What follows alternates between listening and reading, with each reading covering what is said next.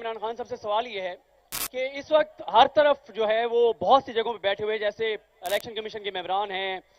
بلکہ بہت سی جگہوں پہ بیٹھی ہوئی بہت سی شخصیات بہت سے اداروں کو یہ لگتا ہے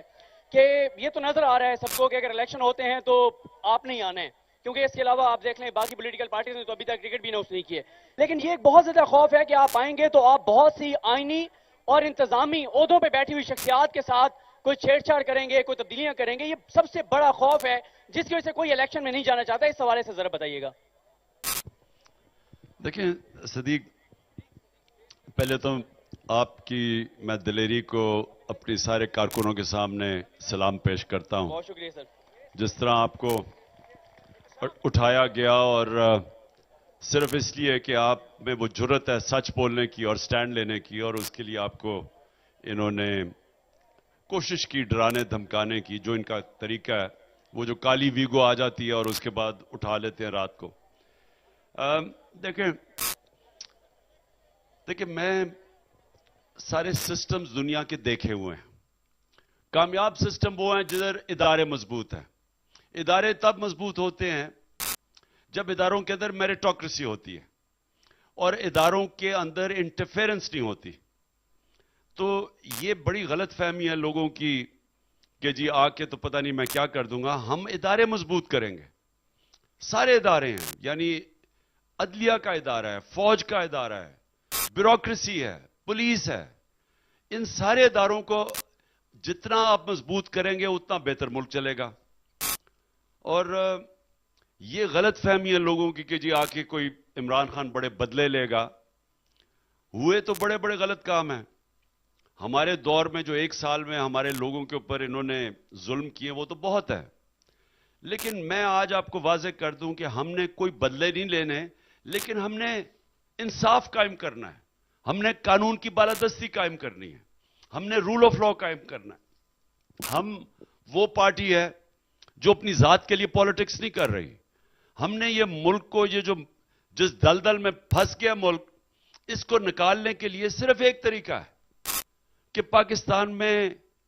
جو میں آپ کو حقیقی آزادی کی بات کرتا ہوں حقیقی آزادی آتی کیسے ہے جب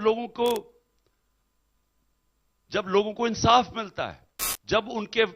جو فنڈامنٹل رائٹس ہیں بنیادی حقوق کو ان کے انصاف کا نظام اس کی تحفظ کرتا ہے لوگ آزاد ہو جاتے ہیں تو یہ سب سے زیادہ ضرورت پاکستان میں یہ نہیں بدلے لینے کی پاکستان میں رول آف لا قائم کرنے کا قانون سے اوپر کوئی نہ ہو کوئی آ کے ملک چوری کرے اور کیونکہ وہ طاقتور ہے وہ این آر او نہ لے لے اپنی ساری چوری معاف کروا لے کیونکہ وہ طاقتور ہے یہ سسٹم کے خلاف ہماری جنگ ہے اور یہی میری تحریک آج سے 27 سال پہلے تھی کہ انصاف کی تحریک مطلب رول آف لا تو ہمارا تو یہ مقصد ہے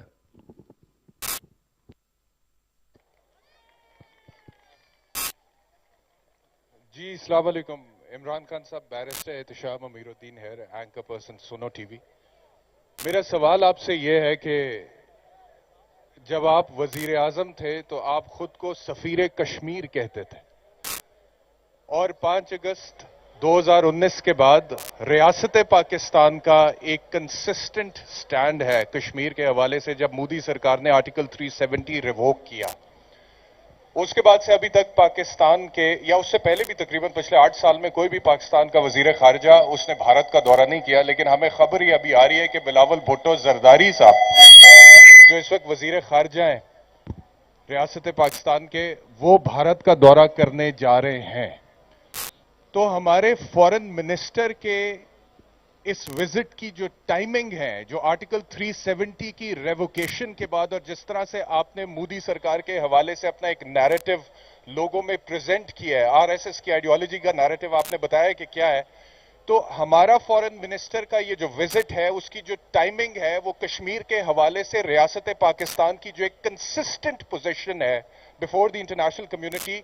اس پر آپ کے خیال میں کتنا اثر ڈالے گا I am asking this question I know there many issues related to local politics but Kashmir issue is very close to my heart اس وجہ سے میں آپ سے سوال پوچھ جی دیکھیں احتشام ایک چیز یاد رکھیں کہ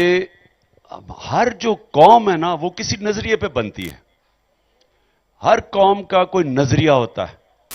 اس کے اوپر پھر وہ फैसले करती है कि क्या ये मैं नजरिए के मुताबिक ए प्लान करूं या बी करूं या सी करूं, क्योंकि वो नजरिया आपका रोड मैप होता है। अब पाकिस्तान एक नजरिए के मुताबिक एक मुल्क बना था, इस्लामी फलाई रियासत। उसमें हमने हिंदुस्तान के मुसलमानों से, हमारे बड़ों ने वादा किया था कि हम एक वो मुल्क बनाएंगे जिसमें अदल और इंसाफ होगा, जिसमें इंसानियत होगी, जिसकी आजाद फॉरेन पॉलिसी होगी, क्योंकि वो सॉवरन होगा। ये याद रखें, सॉवरन पाकिस्तान बनाने के लिए, नहीं तो हम अंग्रेज की भी गुलामी तो कर रहे थे, हमने इसलिए आजादी ली ना। अब ये जो बिलावल का जो टूर है हिंदुस्तान का, इसको मैं अब कैसे देखता हूं? मुझे ये जो शक है और खौफ है कि इन जो ये मौजूदा गवर्नमेंट में बैठे हुए, इनका कोई नजरिया नहीं है। जिन लोगों ने इस मुल्क से अरबों डॉलर चोरी करके मुल्क से बाहर ले गए हों, उनका नजरिया पाकिस्तान का नहीं होता, उनका नजरिया होता अपना पैसा बचाना। अब वो पैसे बचाने के लिए सारी अपनी फॉरेन पॉलिसी बनाते हैं। मैं आपको मिसाल देता हूं, इनके 10 सालों में नवाज शरीफ के और आसिफ जरदारी के 8 से लेकर 18 तक 400 ड्रोन अटैक से ज्यादा हुए पाकिस्तान में। इन दोनों को पता है कि ड्रोन अटैक सारे इंटरनेशनल ह्यूमैनिटेरियन लॉज की वायलेशन है। यह कभी हुआ ही नहीं है कि जिसके लिए आप जंग लड़े वही आपके ऊपर मुल्क में बमबारी कर रहा है। और वो जो लोग, बेकसूर लोग मरते थे, वो बदला पाकिस्तान से लेते थे। लेकिन ये दोनों, ना जरदारी के मुंह से एक लफ्ज निकला ना नवाज शरीफ के, क्योंकि इन दोनों के अरबों डॉलर्स बाहर पड़े हुए हैं। तो इनकी प्रायोरिटी पाकिस्तान के शहरियों की जिंदगी नहीं थी, या पाकिस्तान के ऊपर जो हमारी सॉवरेंटी के ऊपर अटैक हो रहा था, हमारी आजादी के ऊपर, वो नहीं था। इनकी प्रायोरिटी थी इनका जो 12 अरबों डॉलर चोरी करके बाहर पैसा भेजा हुआ है, जो ये बड़े बड़े महलों में रहते हैं, बड़ी बड़ी गाड़ियां चलाते हैं, बड़ी बड़ी प्रॉपर्टीज है इनकी। तो वो जब इनकी प्रॉपर्टीज इनकी प्रायोरिटी है। अब ये जो बिलावल गया है हिंदुस्तान जाएगा, हमने क्यों, मैं तो हिंदुस्तान इन सबसे बेहतर जानता हूं। हिंदुस्तान में मुझे लोग सबसे, किसी पाकिस्तानी को शायद इतना नहीं जानते जितना मुझे जानते हैं। लेकिन मैंने क्यों 5 अगस्त के बाद फैसला किया कि हमने सारे ताल्लुकात तोड़ने हिंदुस्तान से? क्योंकि उन्होंने इंटरनेशनल लॉज की वायलेशन की, यूनाइटेड नेशन सिक्योरिटी काउंसिल की वायलेशन करके उन्होंने कश्मीरियों की स्टेटहुड ले ली, और फिर उनके ऊपर जुल्म किया, उनके ऊपर कर्फ्यू लगा दिया, उनको एक ओपन जेल के अंदर डाल दिया। तो अगर उनकी कश्मीरियों की 1 लाख से ज्यादा उनकी कुर्बानियां शहादतें हैं, और हम उसके बाद उसको भूल के, क्योंकि इनके पैसे बाहर पड़े हुए हैं और ये हिंदुस्तान को खुश करना चाहते हैं, क्योंकि हिंदुस्तान से अमेरिका खुश हो जाएगा, इसलिए ये अपनी जाती मुफादात के लिए ये कर रहे हैं। क्योंकि अगर पाकिस्तान की नजरिया बड़ा सीधा है कि हम कश्मीर के लोगों को, उनको हम कभी भी, हम ऐसे नहीं छोड़ेंगे, उनकी कुर्बानियां जाया नहीं करेंगे। हमारा तो सिर्फ यह मसला है, हिंदुस्तान आज स्टेटहुड वापस ले ले कश्मीर का, हम उनसे नॉर्मल दोस्ती करने के लिए तैयार हैं। लेकिन आप ये नहीं कर सकते कि कश्मीरियों की कुर्बानियों को जाया करके सिर्फ अपने